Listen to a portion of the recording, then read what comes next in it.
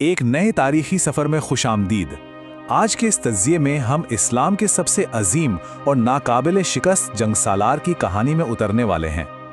یہ ایک ایسی داستان ہے جو ہمیں دکھاتی ہے کہ تقدیر کے فیصلے آخر کتنے عجیب اور گہرے ہو سکتے ہیں۔ تاریخ جنگ میں ایک نمبر ایسا ہے جو شاید ہی کہیں دیکھنے کو ملے، 0، یعنی بالکل 0۔ حضرت خالد بن ولید رضی اللہ تعالیٰ عنہ نے اپنی پوری زندگی میدان جنگ میں نکال دی، 100 سے زیادہ خطرناک جنگیں لڑی ہیں، اور ان کی شکست 0۔ انہوں نے سچ میں کبھی کسی میدان میں ہار نہیں دیکھی۔ یہ ایک ایسا بے مثال ریکارڈ ہے جو کسی کو بھی حیران کر دے۔ پہلا حصہ، حق کی تلاش۔ لیکن دلچسپ بات یہ ہے کہ یہ عظیم جنگ سالار ہمیشہ سے اس راستے پر نہیں تھے۔ شروعات میں غزوہ احد کے میدان میں انہوں نے مسلمانوں کو سخت نقصان پہنچایا تھا۔ پھر 7 ہجری آتے آتے ایک بہت عظیم تبدیلی آئی۔ ان کے بھائی ولید رضی اللہ عنہ نے ایک خط بھیجا جس نے اس بہترین دماغ کو جھنجھوڑ کر رکھ دیا۔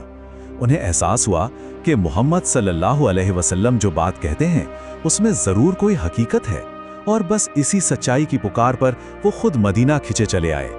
اور جب انہوں نے اسلام قبول کیا تو رسول اللہ صلی اللہ علیہ وسلم نے ان کا استقبال انتہائی خوبصورت الفاظ کے ساتھ کیا۔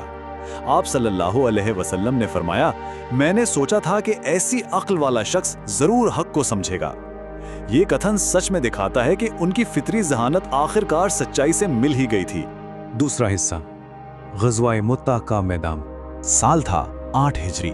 مسلمان فوج کا سامنا رومن امپائر کی ایک انتہائی عظیم اور بڑی فوج سے ہو رہا تھا۔ میدان جنگ میں نبی کریم صلی اللہ علیہ وسلم کی طرف سے مقرر کیے گئے 3 مخصوص سپہ سالار ایک ایک کر کے شہید ہوتے گئے۔ پہلے حضرت زید بن حارثہ، پھر حضرت جعفر بن ابی طالب، اور اس کے بعد حضرت عبداللہ بن رواحہ رضی اللہ عنہم۔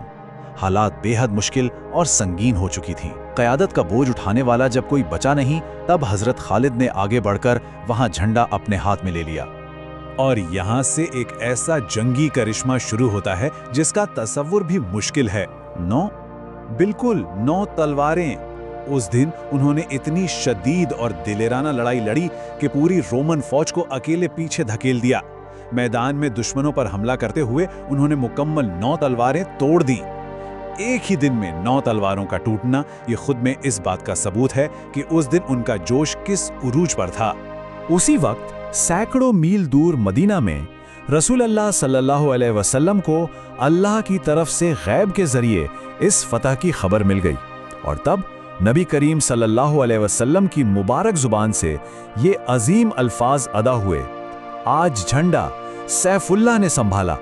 سیف اللہ یعنی اللہ کی تلوار۔ یہاں سے اس لازوال لقب کی شروعات ہوئی جو تاریخ میں ہمیشہ کے لیے امر ہو گیا۔ تیسرا حصہ، فتوحات کا سلسلہ۔ ایک بار جب اللہ کی اس تلوار کو نکال لیا گیا نا، تو پھر اسے روکنا ناممکن ہو گیا۔ ان کی جنگی حکمت عملیوں کا جادو ہر جگہ چلا۔ فتح مکہ ہو، غزوہ حنین ہو، مسیلمہ کذاب کے خلاف جنگ یمامہ ہو، شام یعنی سیریا کی فتح ہو، یا پھر عراق کی جنگ الیس، ہر میدان میں نتیجہ صرف ایک ہی رہا، مظفر یعنی فتح یاب۔ ان کی قابل رشک صلاحیت نے اسلام کی سرحدوں کو دور دور تک پھیلا دیا۔ چوتھا حصہ، آخری وقت۔ اب ذرا تھوڑا رک کر سوچئے، ایک ایسا جنگ سالار جو دنیا کے کسی بھی میدان جنگ میں کسی بادشاہ یا بڑی سے بڑی فوج سے نہیں ہارا، آخر اس کا آخری وقت کہاں گزرنے والا تھا؟ ان کی وفات کسی میدان جنگ میں نہیں بلکہ ایک خاموش بستر پر بیماری کی حالت میں ہوئی۔ وہ میدان میں شہید نہیں ہوئے۔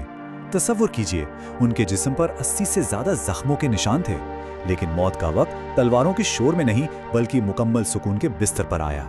ان کے آخری الفاظ ان کے دل کی گہری تکلیف اور دکھ کو بیان کرتے ہیں۔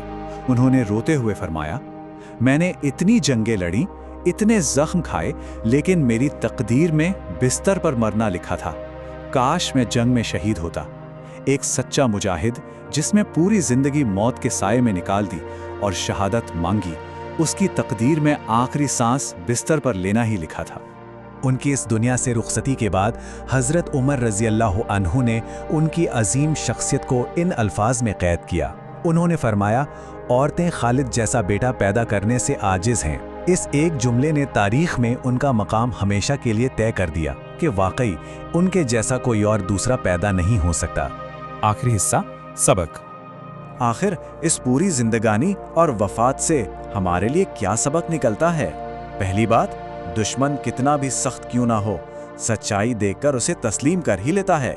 दूसरी, अल्लाह की राह में हमेशा दिलेर होना चाहिए। और तीसरा, सबसे गहरा सबक, इंसान की किस्मत मुकम्मल तौर पर सिर्फ अल्लाह के हाथ में है। एक ऐसा इंसान जिसे अल्लाह की तलवार कहा गया, उसकी आखिरी सांस तलवारों के दरमियान नहीं बल्कि एक आम बिस्तर पर आई। और आखिरी बात, इस दुनिया की फतह चाहे कितनी ही बड़ी क्यों ना हो, हमेशा आखिरत की फिक्र करनी चाहिए।